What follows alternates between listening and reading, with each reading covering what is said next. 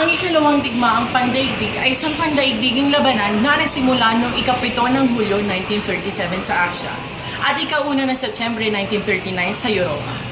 Natapos ito hanggang 1945 at nasangkot ang karamihan ng mga bansa sa daigdig at bawat kontinente na may naninira.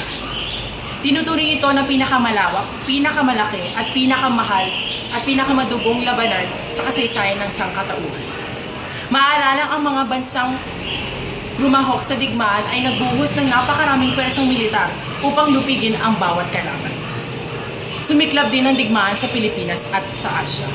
Dulot ito ng pagsabog ng Pearl Harbor sa Hawaii na naganap noong ika-7 ng Desyembre 1941. Dito nakahimpil ang mga barkong pandigma ng mga Amerikano at humigit kumulang 3,000 na tao ang mga nasawi sa pagsasalakay na ito ng bansang Hapon sa mga Amerikano.